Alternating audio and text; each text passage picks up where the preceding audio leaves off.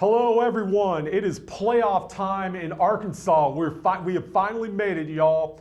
I'm Jeremy Muck of the Arkansas Democrat-Gazette, joined by Rex Nelson, senior editor of the Arkansas Democrat-Gazette. This is the Arkansas Democrat-Gazette High School Football Podcast, the first one of the playoffs. Rex, we finally made it. Yeah, we're on that road to the rock, as I call it, as all these teams try to find their way to one of those 6 state championship games, which are always played, of course, the first 2 weekends of December at War Memorial Stadium. So the rest of November ought to be very interesting to see who gets there. Yes, and we got the playoff bracket finalized Friday night. We had some great games on Thursday and Friday. Let's go ahead and start in Class 7A. The 7A Central title came down to Bryant and Conway on Friday night, and Conway took an early 7-0 lead, but it was all Bryant Hornets from there.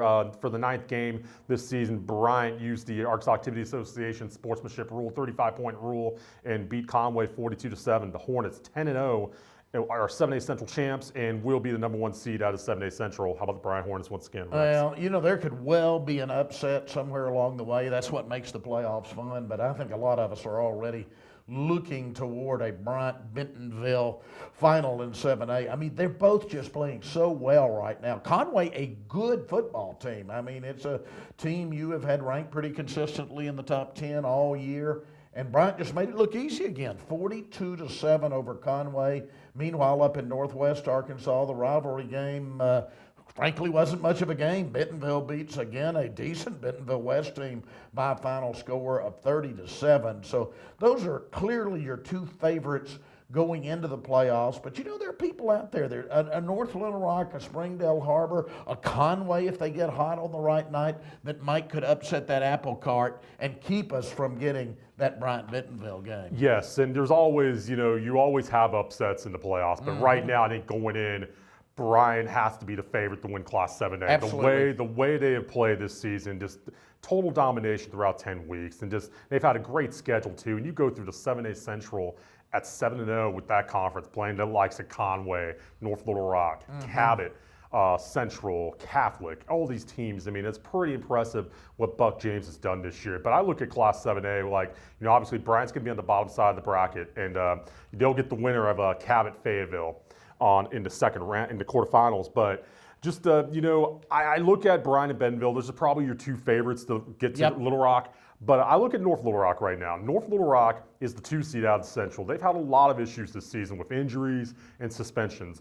But through it all, Jamie Mitchell and the Charging Wildcats are the 2 seed. They get a bye. They'll get the winner of Central Harbor in the quarterfinals.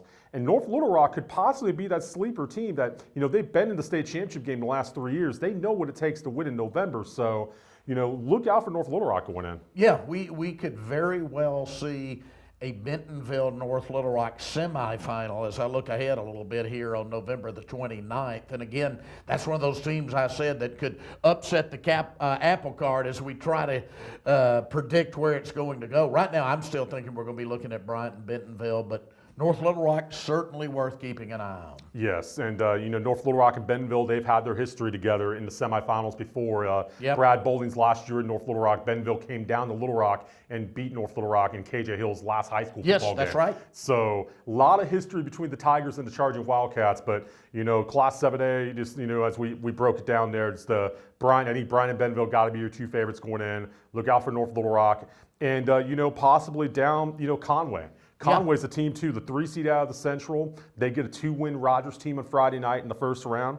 And if the winner of that game goes up to Bentonville West, and Conway and Bentonville West have had their history in the playoffs the last 2 years. Yeah, Conway doesn't get a bye, so they'll have to go the long route. They would have to beat Rogers on Friday night, and they would have to come back a week from Friday, as you said, and beat Bentonville West, and then possibly they could have that rematch with Bryant in the semifinals. Yes, and Conway, Keith Fimple's done a good job there so far this year, and they just ran into a buzzsaw in Bryant on Friday night. But out of all the 3 seeds going into the playoffs, I think Conway might be the most dangerous 3 seed to win in. But now, let's shift gears and go down to Class 6A. All right. And, boy, I tell you what, Class 6A. The 6A East Championship was decided Thursday night, and Jonesboro came into Thursday with a chance to win the 6A East if they would have beaten Marion. They lost to Marion, and then Searcy beat Sylvan Hills. So Searcy is your champion of the 6A East. Yep. Jonesboro got knocked down to a 4 seed. Your 2 seed in the East is West Memphis, and Marion's your 3 seed. How about the 6A East final week, Rex? Yeah, wild week in the 6A East. And so your bye teams are, as you said, Searcy, Greenwood, Benton, and West Memphis. They all get a bye, which gives us some interesting first-round games. I mean, we'll see if a Sheridan that has played well at times this year can advance. A Marion that has played well at times this year can advance. Jonesboro, as you said, now has to play a first-round game as they play El Dorado, and then Lake Hamilton, which has been very strong at times this year, also a first-round game as they play Sylvan Hills on Friday night. Yes, and Lake Hamilton started off 8-0, Yep. lost their last 2 games of the regular season to Benton and Greenwood. But Lake Hamilton still has that good running game, run that wing T down there. They could possibly win a game or two. If they beat Sylvan Hills, they'd have to go to West Memphis. But that's a game where, with that wing T offense, that's a tough offense to stop. And you can keep that offense on the field, 30, 35 minutes. I mean, you've got an opportunity to win some football games. As I play with the bracket in my mind here, I can see Lake Hamilton beating Sylvan Hills. I can see them beating West Memphis. I can easily see a Lake Hamilton Benton semifinal game. I could very well see that too. And you mentioned that, and I go to the top half of the bracket. I think you mentioned Sheridan. That's an interesting first round game to me. Pine Bluffs, obviously they've been down, but they are down that this is year. a Southeast Arkansas special right there. You don't get that very often. Pine Bluff at Sheridan. Yeah. That's a just a few miles apart. Being a former sports writer in Pine Bluff, and just imagine being able to cover that one. That's a pretty fun game. But I think if you're going to say Lake Hamilton, Benton down at the bottom, which I don't disagree with at all. I think that's a safe bet for the semifinals in one half. And I'll say Greenwood at Searcy. Yeah, I'm looking at Greenwood Searcy too as a semifinal game. We're a couple weeks out from that, but if I were filling out my bracket, so to speak, right now, that's the way I would have it. Yeah, and we just mentioned that Greenwood in the playoffs. Yes, which is very unusual to say. It's very unusual, but this is the time we're in right now. Yeah. And, Rick Jones, though, in the Bulldogs, they'll go anywhere and play. Oh, absolutely. They're good. They'll feel it. They'll be all right. Absolutely.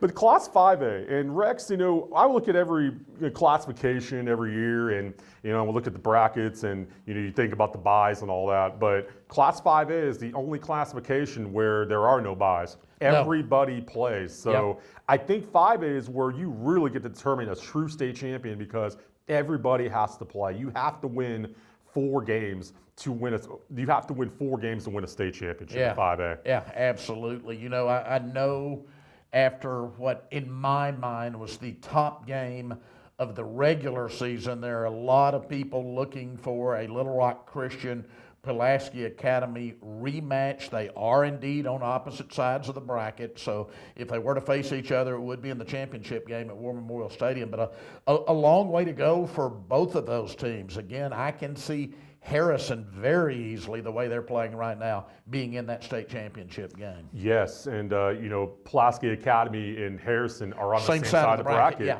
Yeah.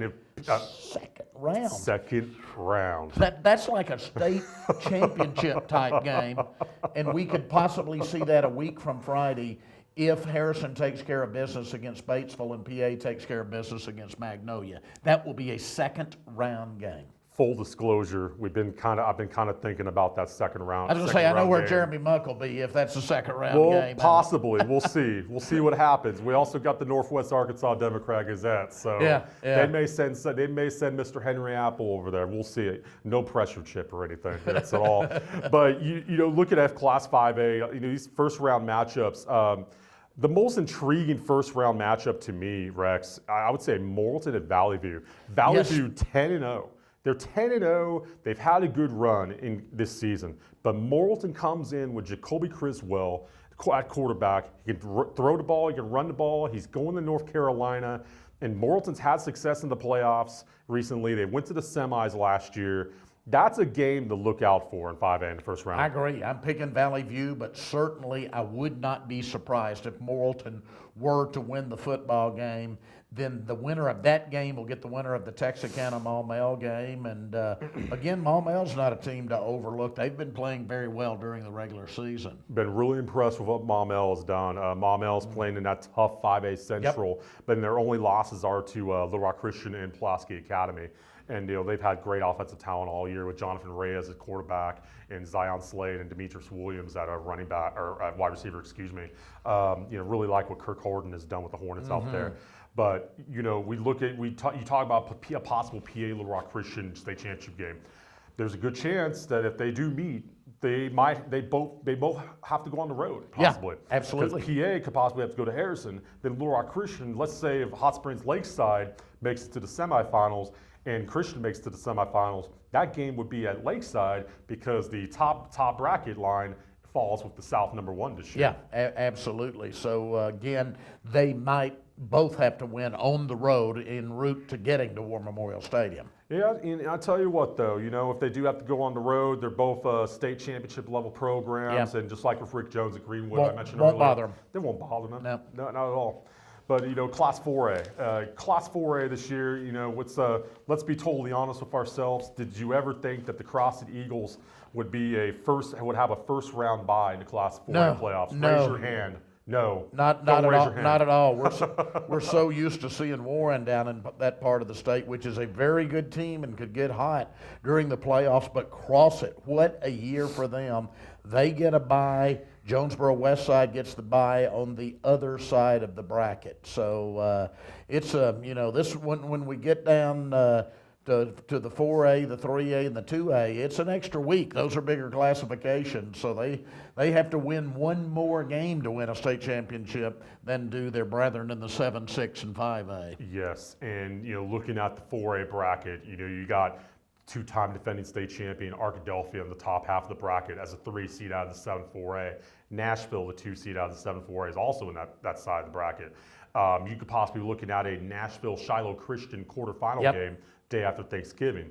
But I look at that top side of the bracket, Rex, and I really like what Arkadelphia's draw. Oh yeah, they've got Pottsville at home, and then they're used to going on the road. That is a team that, remember, was a 3 seed last year and went on the road and knocked off #1 seeds in each of the next 4 weeks. The first time that had ever happened in Arkansas high school football, Jeremy. And there's a chance that they could do that one more time, because you look at it, if Arkadelphia wins on Friday against Pottsville, could possibly face a 1 seed Riverview. They beat Riverview, a 1 seed CrossFit possibly. On the road, all of those. Maybe a 1 seed Shiloh, and then possibly, let's just say they face Robinson. I think I'll say the Class 4A right now, just looking at it, I think we may have another Arkadelphia Joe T. Robinson State Championship game. Yeah, it would be the second straight year in the championship game, and it would be, this is remarkable to think about, if it were to happen, it would be the 4th time they've played each other in 2 seasons, because of course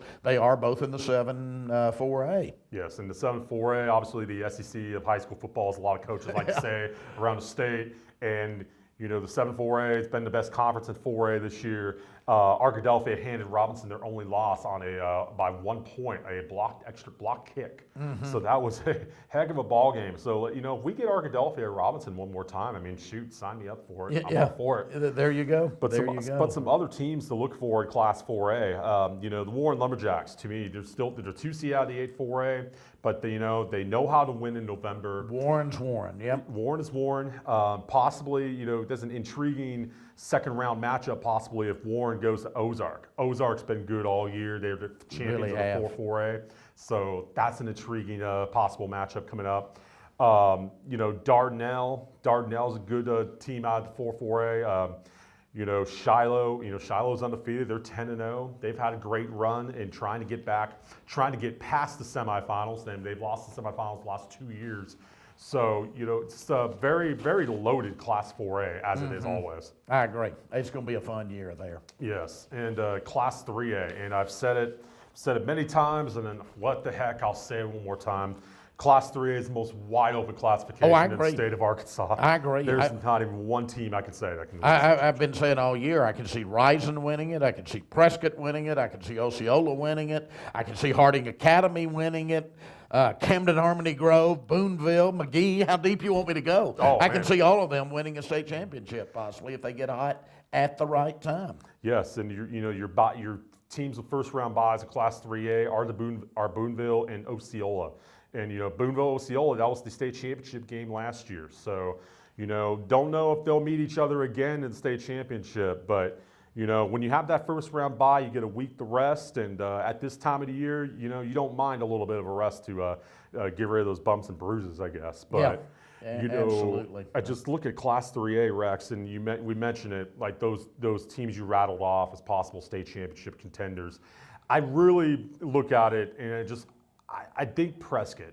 To me, Prescott has been playing their best football. They beat Camden Harmony Grove 2 weeks ago, and they're in their final year for Tommy Poole as head football coach at Prescott. He's been the principal there. He's his third year as the principal. He's going to be an administrator full time after the season and get out of coaching. Why not go out on top, right? In Prescott, they haven't won a state championship since 2016, which for them is an eternity. That's what they want. They love winning championships in Prescott. So if they don't win a championship, it's always disappointing for them at the end of the year. But, looking at it, I think Prescott will go to the Rock. I'm going to say Prescott rising. Yeah, I like Rising in that bottom half of the bracket myself. I would not disagree with that at all. I tell you what, that's a rematch of the 0 week. Yeah. Where Rising beat Prescott in 2 overtimes at SAU down in Magnolia as part of the Hootens Classic. And if we get Rising Prescott one more time, sign me up for that too. Yeah, absolutely. Again, there are teams on both sides of that bracket capable of upsetting that. Again, Harding Academy is one of those teams I'm keeping a real eye on that could end up playing Prescott in that upper half of the bracket. Absolutely, and this is probably the best Harding Academy team they've had in 4 years. Oh yeah, absolutely. Since their state championship team there. Yep. Class 2A, and you can't talk about Class 2A without mentioning the Junction City Dragons. And the Junction City first-year head coach Brad Smith, longtime assistant there, has got the Dragons into playoffs once again. They're the 2A champs. Have that first round bye along with Salem on the bottom half of the bracket. Just looking at it, Rex, Junction City's going in as the favorite, but who you think can possibly challenge the Dragons? Well, I look down and I jump out on the bottom half of the bracket to 2 teams that start with an S, and that's Foreman and Fordyce. Foreman won 16-11 over a very good Gurdon team in a big game on Friday night. Fordyce, interestingly enough, played a non-conference game. They didn't want an off week. They played up against 3A McGee, which I mentioned is one of the top teams in my mind in 3A. They lost it, but it was very close, 27-24. So Foreman, Fordyce, as I look at the bottom half of that bracket, certainly teams that I'm going to keep an eye on. Yes, and Foreman and Fordyce. Hazen also is on that bottom side. So there's another really good one on that bottom half of the bracket. There's some really good teams on that bottom half of the bracket. You got Foreman, Fordyce, Hazen, Earl. While Earl's been down this year, Earl has had success in the playoffs recently. But Fordyce Foreman, that is a possible semifinal game in Class 2A, and that would be a heck of a game to watch. It's just too bad it's on a weekend of a state championship game. Yeah, and meanwhile, we've got a possible quarterfinal game looking back up at the top half between Junction City and Des Arc if they get that far, and that would be a heck of a game for the quarterfinal round. Yes, and Tyler Pascal, son of Van, has Yep. done a great job at Des Arc. They Really has. They won the 6-2A this year. They beat Hazen earlier in the year, so the Des Arc Eagles have had a great year so far. But I think Class 2A, Junction City, defending state champions, I think they got to be considered the favorite going in. I agree. Junction City, the favorite, but again, Foreman, Des Arc, Hazen, Fordyce, those are all teams I could see winning a state championship. Keep an eye on Magnet Cove, too. That's a team that seems to be hot at the right time. Yes, been impressed with what Magnet Cove has done. They can run the football as well as anybody in Class 2A for sure. But tell you what, Rex, we got our brackets here. I'm ready. I'm ready for Friday night. Ready? You ready? Get my ink out and start putting some scores and advancing some teams. Yeah. Nice. It's that time of the year. It's the 5 weeks. These next 5 weeks are the most fun 5 weeks of high school football in the state of Arkansas and, throughout the country, high school football playoffs, the games, they mean more, the stakes are higher. Everybody has more pep in their step. I mean, shoot, Rex and I with this podcast this week, there's more, more energy there's here. more energy here. Yeah, exactly. Not that we don't have energy, but the playoffs just bring more energy out of you. Yeah. And the games are just, everything's bigger about the playoffs, and it's a lot of fun to watch and cover. So, over these next 5 weeks, we're going to have a full coverage of the high school football playoffs here in Arkansas in the Arkansas Democrat-Gazette and on ArkansasOnline.com. Also on my Twitter account at Jeremy Muck ADG. And once again, that's Jeremy Muck ADG. So I'll be tweeting a lot throughout the playoffs. I also use the hashtag ARPreps as well. So, Rex, here we are. First week of the playoffs. Just a lot of fun ahead. We got 5 fun weeks of football, as you said, still ahead of us. Can't wait. Can't wait. Bart Scott voice right there. All right. For Rex Nelson, I'm Jeremy Muck. Thank you for watching the Arkansas Democrat-Gazette High School Football Podcast. And enjoy the playoffs, everybody.